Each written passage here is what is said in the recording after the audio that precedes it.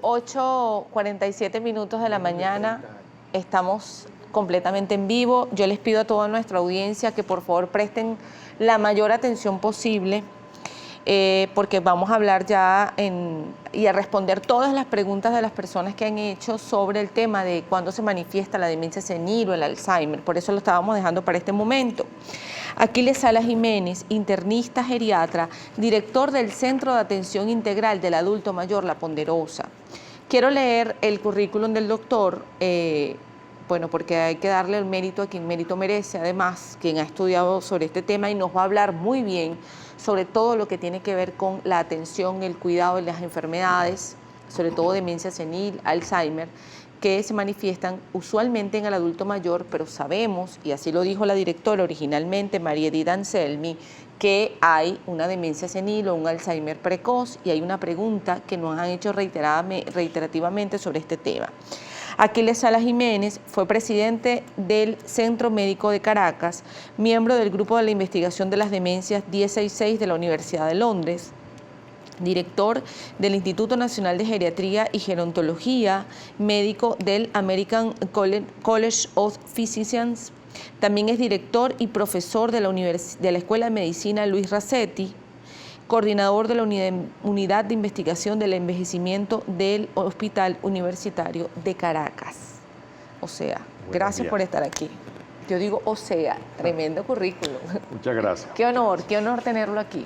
Bueno, siempre el mayor privilegio es poder compartir lo que uno hace. Así y es. Sobre todo porque cada una de las actividades es para la persona, Así ¿verdad? es, y creo que el tratar, el diagnosticar, el investigar es para el servicio de la persona.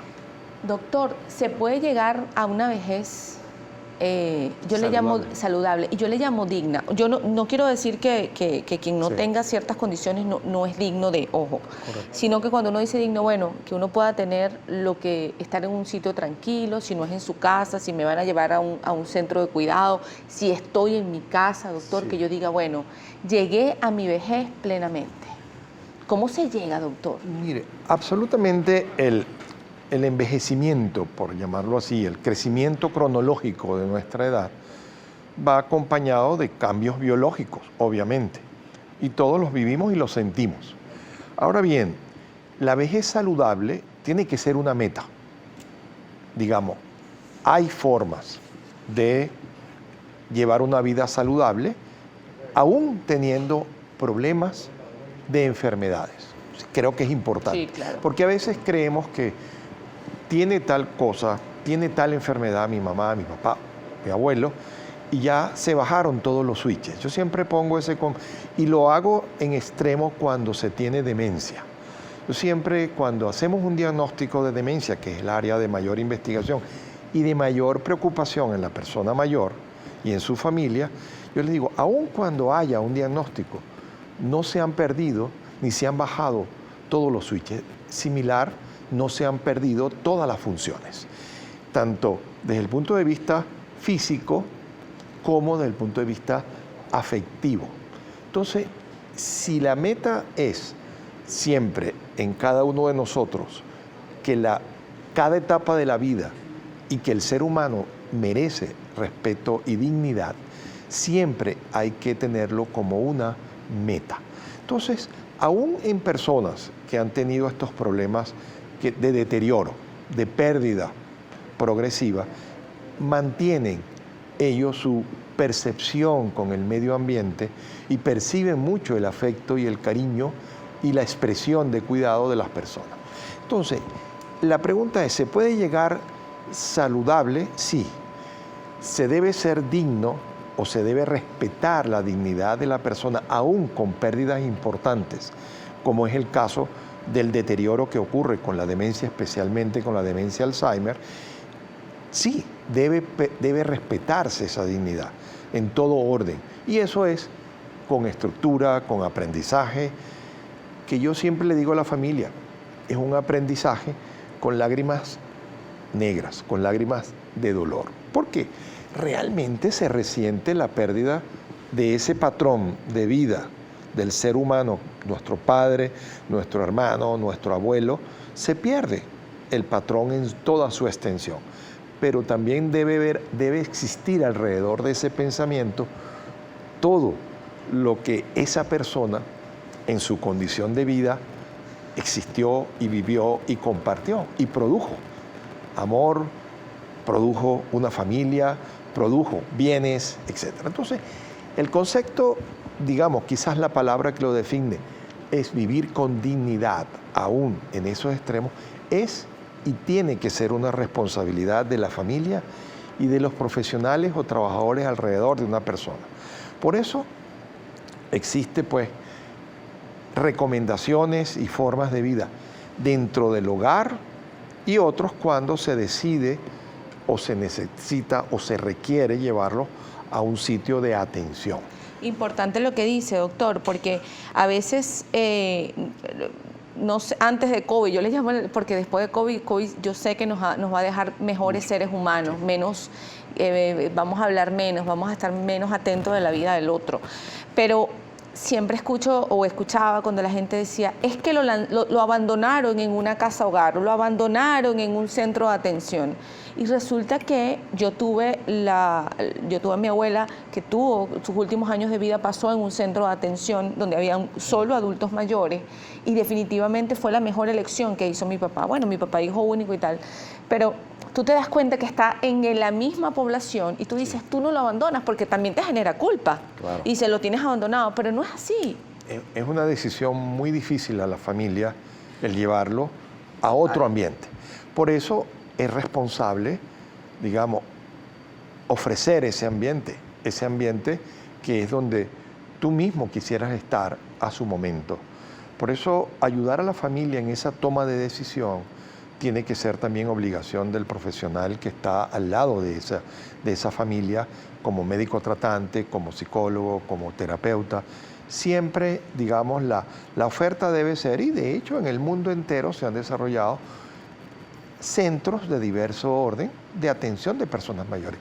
Porque yo creo que siempre hay que recordarlo, el adulto mayor se siente mejor con sus pares. Totalmente, totalmente. No es que los hijos no formemos parte de ello, no es que los nietos no formamos parte de ese ambiente, sino que sus pares los comprenden mejor, porque han convivido, porque han hecho, y hay innumerables historias escritas, novelas, etcétera, donde hay personas que se han encontrado, aún sin conocerse, en un centro, porque, digamos, compartieron vidas y son vivencias que es eso, nosotros, es decir, no es que no quieran a los hijos, no es que no quieran a los nietos, sino que se sienten en su propio ambiente con sus pares, con las personas que tienen sus edades y que por supuesto han llevado una cronología de vida igual. Hay personas que de repente buscan cuidadores para los abuelitos, sea en casa, sea en estos centros de atención. Siempre es bueno consultarle al abuelo si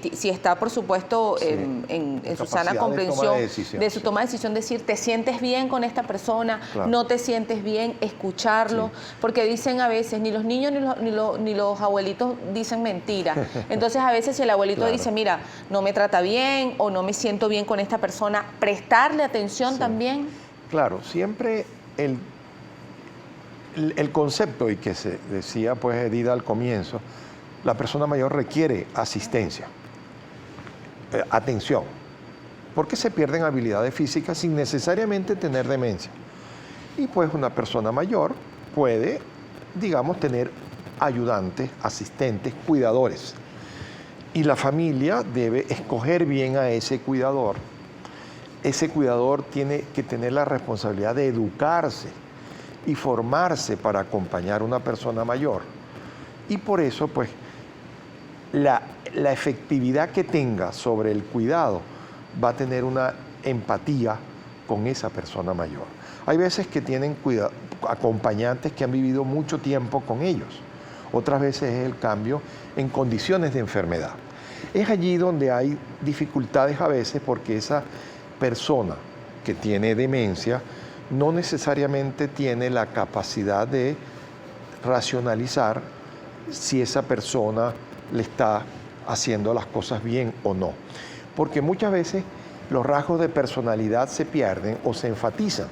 Y entonces el rechazo a aceptar la ayuda puede ser presente o estar presente en la persona. Entonces no puedes tú objetivamente como familiar medir si realmente lo está haciendo bien o no. Entonces hay toda la diversidad de posibilidades.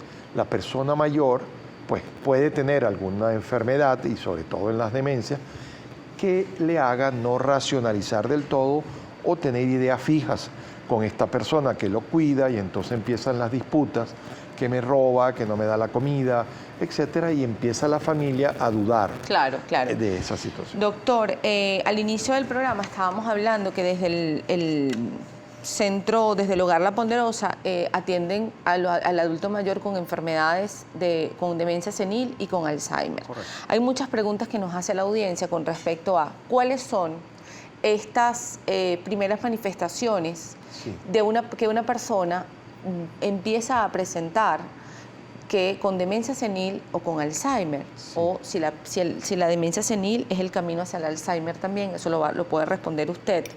Y hablamos de la demencia senil o el Alzheimer precoz. Muy bien.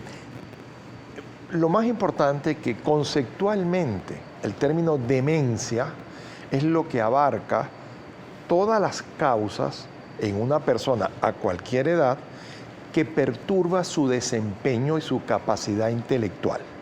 ¿Correcto? Entonces ahí van desde trastornos psiquiátricos hacia trastornos orgánicos. ¿Correcto? Entonces, en las demencias en el adulto mayor son principalmente, la primera causa es la enfermedad de Alzheimer, que es una enfermedad descrita hace ya 104 años y que básicamente, digamos, es una enfermedad degenerativa, una enfermedad que deteriora progresivamente las habilidades de la persona y que tiene diferentes edades. El tiempo ha permitido en describir comienzos tempranos o comienzos con ese punto de límite que llamamos por encima de los 65 años. Esa es la clasificación mundial. Demencia tipo Alzheimer temprana o demencia vascular, que es la que se confunde más con senil, por debajo de los 65 años, pueden ocurrir. Por ejemplo, hay familias que, y eso es un pequeño número, donde hay un rasgo genético dominante muy importante y que hay en la familia varios, digamos, donde se puede por esa mutación genética generarse cambios tipo Alzheimer, ¿verdad? Y pueden aparecer desde los 20, 30 o 40 años. Yo recuerdo siempre ya yo tengo muchos años en esto, aquí en Venezuela, uno de los primeros casos que yo atendí fue una persona que apenas estaba cercana a los 30 años. 30 años. Su historia nos llevó a que, bueno, era una persona extranjera y en su país, pues, su mamá también había tenido, etc. Pero eso es, yo digo, para bien de toda la humanidad, un número de casos que no alcanza el 5 o 7% del total de los casos. Pero también hay historias no familiares, pero sí de inicio temprano del Alzheimer. Es decir, por debajo de los 65 años. Allí no hay una característica genética como en el otro grupo, pero sí se presenta. Son casos únicos, aislados en una familia que ninguno de los ascendientes tiene una enfermedad de Alzheimer. Ahora bien, volviendo al otro grupo, una persona que tenga diversos cambios vasculares, trastornos en sus arterias por diabetes, por hipertensión, por traumatismo, puede desarrollar una demencia también temprana, por debajo de los 65 años. Personas que le hayan dado ACV, varios ACV, doctor. Exacto, eso me decía, accidentes vasculares múltiples que pueden ocurrir en edades adultas tempranas, a los 40, a los 50 años, que deteriora múltiples áreas del cerebro y causa lo que condiciona ese concepto de demencia. Es decir, veamos demencia como un concepto, una definición. Las causas pueden ser múltiples y dentro de las causas a cualquier edad, la que primera es el Alzheimer. 4 minutos, seguimos con más, conversando con el doctor Aquiles Salas Jiménez, internista geriatra, además director del Centro de Atención Integral del Adulto Mayor. Dejábamos preguntas abiertas, aquí hay un comentario que hace Padrón Matei. Buenos días, quiero por favor preguntarle al doctor si una persona de 50 años que se le olvida lo que está hablando, pierde el hilo de la conversación, puede estar presentando esta enfermedad. Indudablemente sí, es una de las alarmas que nosotros tenemos que tener en cuenta tanto la familia como los profesionales que atendemos este tipo de problemas. El trastorno del lenguaje, el trastorno de la comunicación, que puede comenzar con la confusión del término o con la capacidad de identificar lo que quiere decir. Coloquialmente, yo quiero, mira, pásame eso que, mira, con que escribimos. Ah, el bolígrafo, sí. Esa es, digamos, una función muy particular donde olvida ese proceso o se pierde ese proceso de conocer, de retribuir el concepto. Otra es cuando empezamos a expresar una idea y no la completamos. Es decir, estoy contándote todo el proceso donde yo salí de mi casa y resulta que mira, en el camino me encontré, pero yo lo que quería contarte es cómo llegué aquí, pero ahí en ese camino, o una expresión corta. Son áreas del lenguaje que son, digamos, una de las áreas que pueden ser de los primeros. Aquí no hay un patrón único, pero básicamente la pérdida de memoria, que es un concepto muy amplio, porque sí, la pérdida de memoria, sobre todo la memoria inmediata, de las cosas que vivimos, la memoria del momento, del trabajo, del poco tiempo, y no recordamos con plenitud eso.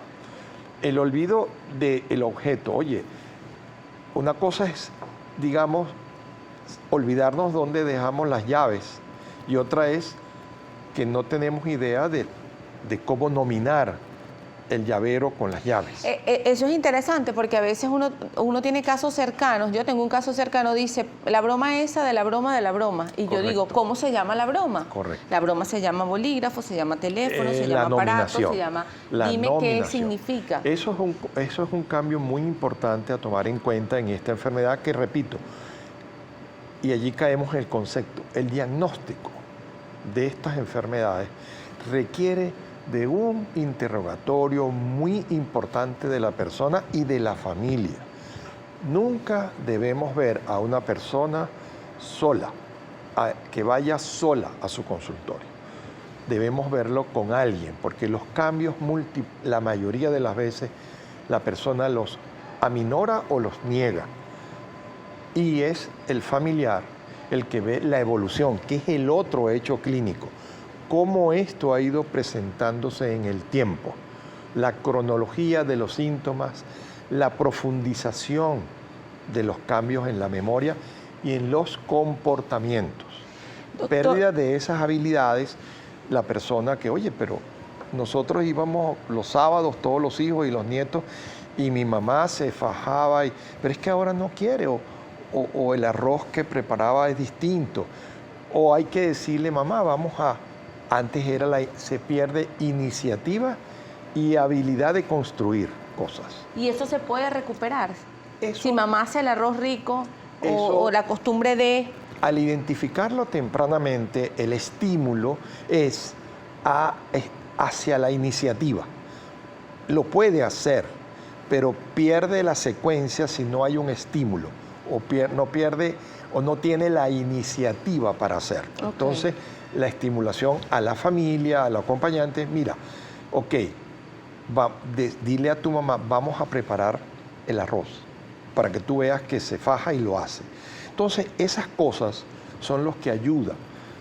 Desafortunadamente, el gran problema de todo esto es cómo diagnosticar de una manera lo más cercana de qué está pasando.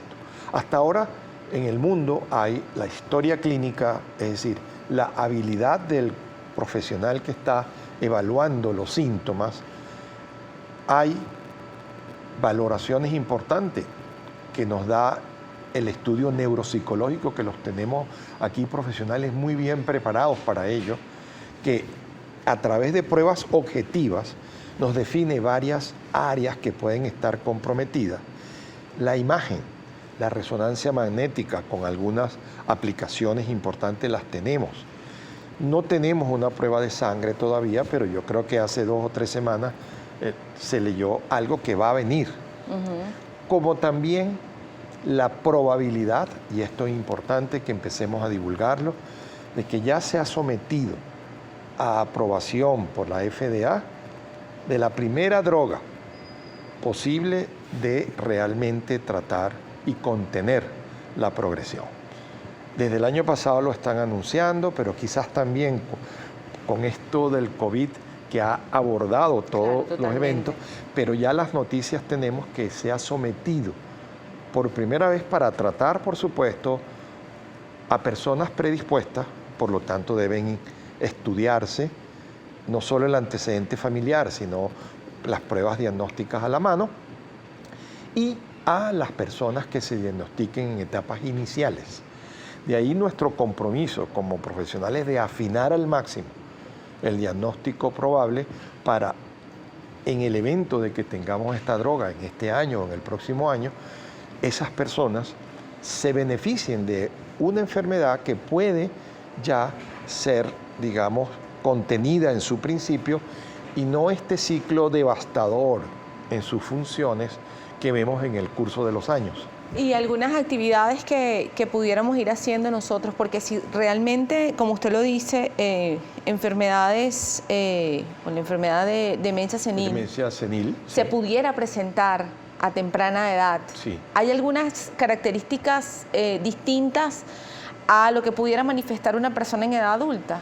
¿Entre el joven, entre la edad joven y la edad adulta? Sí, tanto el Alzheimer como la demencia vascular en etapas tempranas tienen unas características que evolucionan más rápido.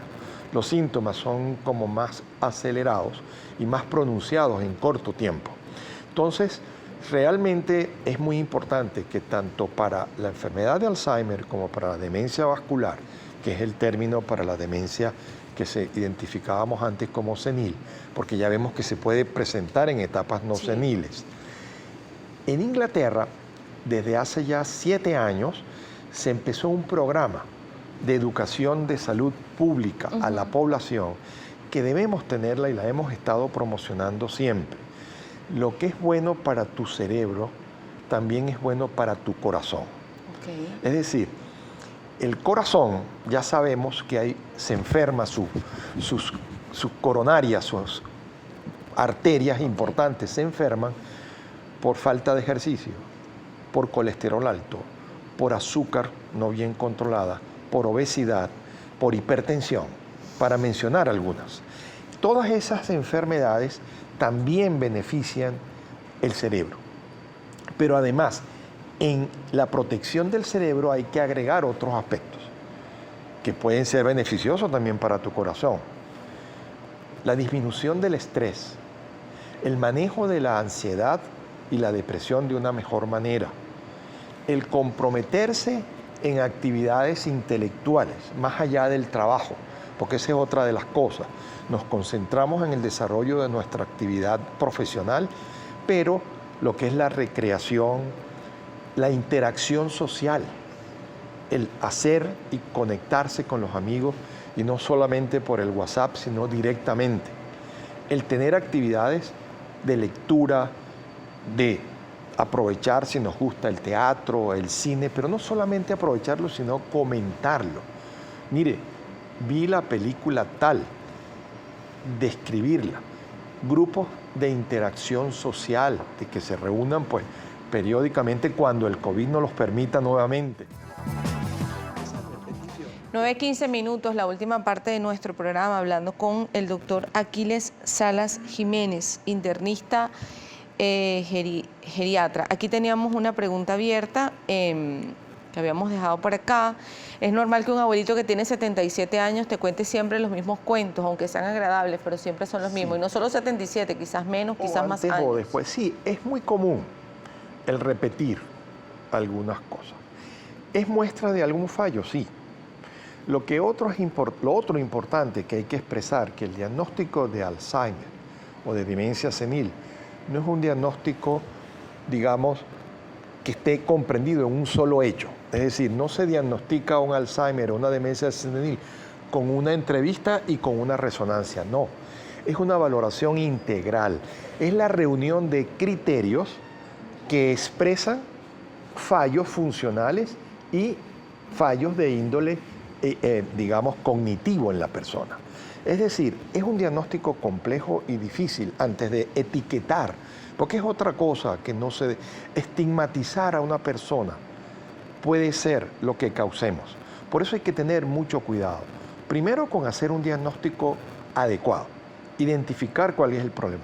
Porque no es lo mismo tener algún fallo cognitivo, lo que en la actualidad llamamos un trastorno neurocognitivo menor, que tener una demencia o un trastorno cognitivo mayor, que es la forma como lo diagnosticamos ahora. Una persona en diferentes etapas de su vida puede tener algunos fallos cognitivos, pero no reúne los criterios para ser estigmatizado como una demencia, como lo mencionábamos antes, o un trastorno cognitivo mayor, como lo mencionamos ahora. Entonces, es común que una persona pueda olvidar, mas no debe descuidarse, porque eso puede ser parte de otros síntomas que la familia no ha identificado. Claro. O sea, entonces las alarmas siempre hay que tenerlas. Y por ello, cuando se considere, la familia debe acudir a evaluar. Porque cuanto más temprano se diagnostique el trastorno cognitivo o neurocognitivo, más factible de que podamos ayudar a que el deterioro sea de una manera, como yo lo llamo, de una parábola y no del tipo de un tobogán. Entonces, es común que una persona pueda olvidar y repetir el cuento. Escribe Olga Yolanda 1, hoy es un día espectacular, de mucha enseñanza, siempre tenemos a nuestros viejitos de lado, nos olvidamos que ellos nos dieron todo, hay que devolver y más lo que ellos nos dieron. Eso se reúne en respeto. Y honra. Sí, y reconocerlos. Es así. Tienen una vida, una productividad, y es reconocer y respetar.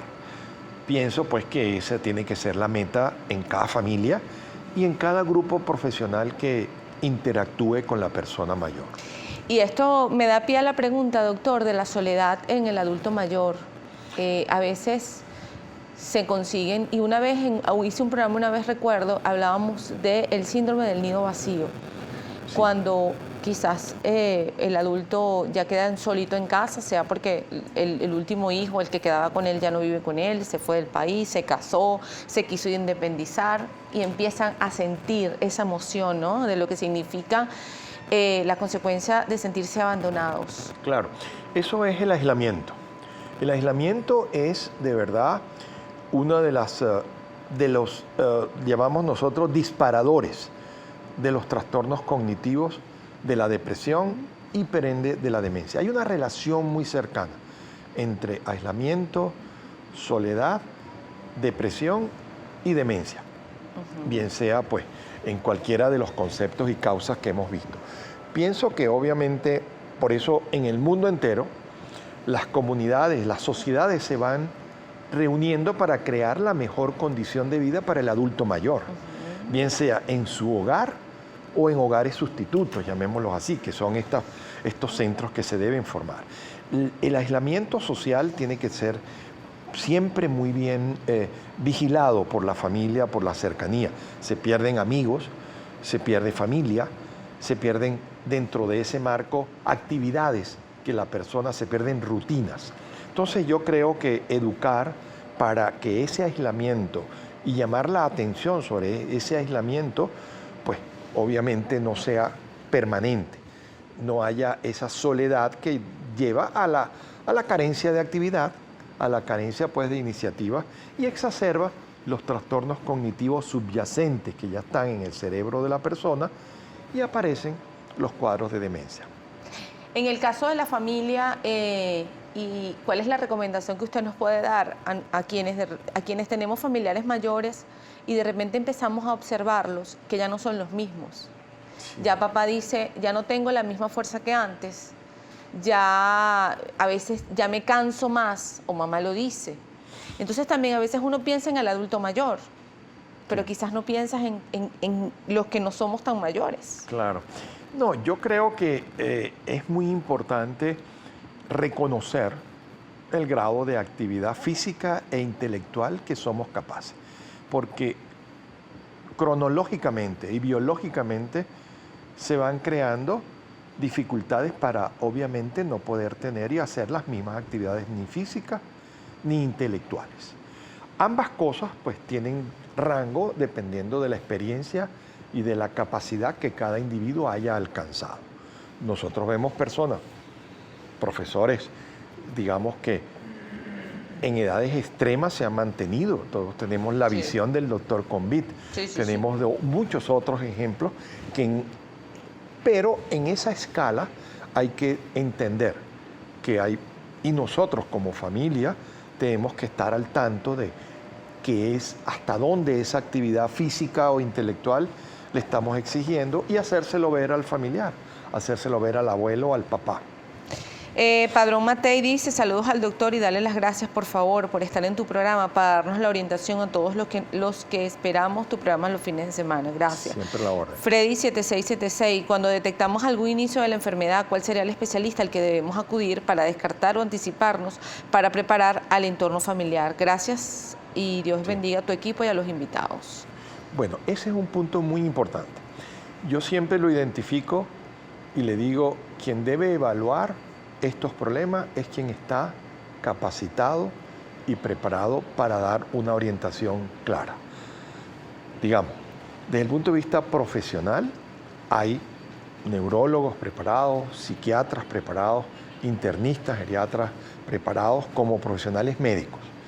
Hay psicólogos bien preparados, hay terapistas bien preparados, pero hay radiólogos muy bien preparados, que no se me olvide, que son muy valiosos para la imagen, pero lo más importante en esto es integrar un equipo de trabajo coherente, que tenga un mismo lenguaje y que se autoevalúe y progrese conjuntamente, porque primero es un diagnóstico muy complejo y difícil, y en segundo lugar, el producto de nuestro diagnóstico va a tener un efecto muy importante en la familia, porque sea cual sea, exista o no el diagnóstico de una forma de demencia, lo que espera la familia es la mejor orientación.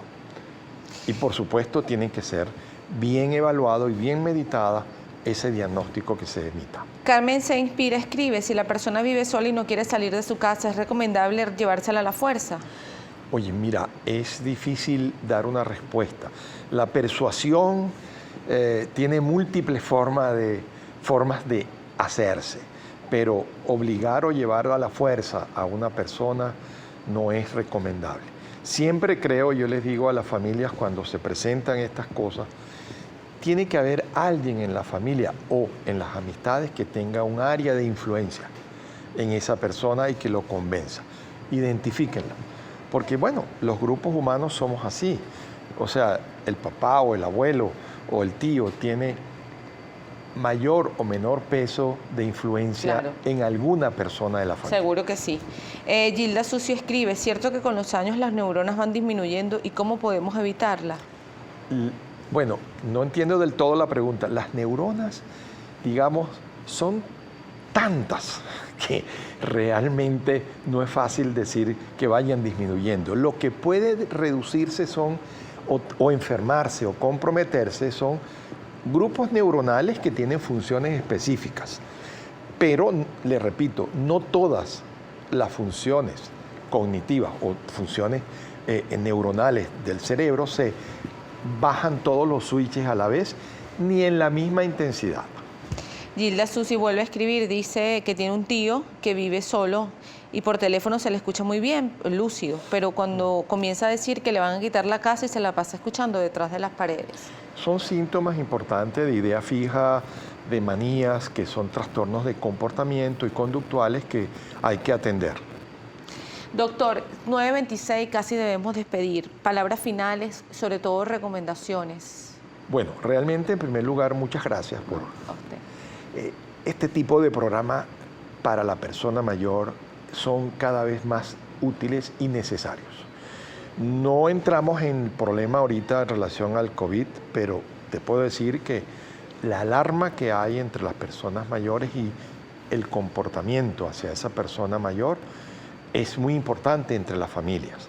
Pero en general, nuestros adultos mayores se merecen respeto, dignidad a toda costa y atención.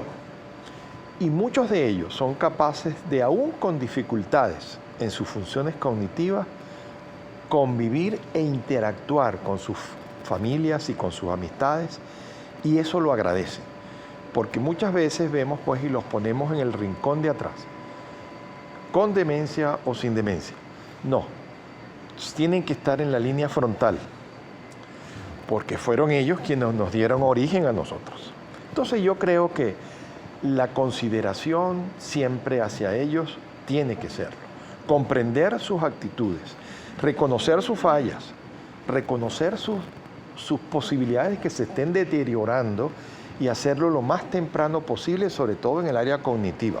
Obviamente en el área orgánica de otro tipo también, pero en el orden cognitivo reconocerlo lo más precoz posible va a ser la mejor ayuda que le podamos dar a nuestros padres, a nuestros abuelos. Rapidito, unas palabras para la familia y el trato del adulto mayor con COVID-19.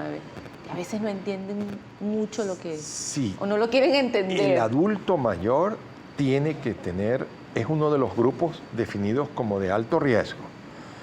Hay que mantener la distancia, lamentablemente separarnos de ellos lo mayor tiempo posible.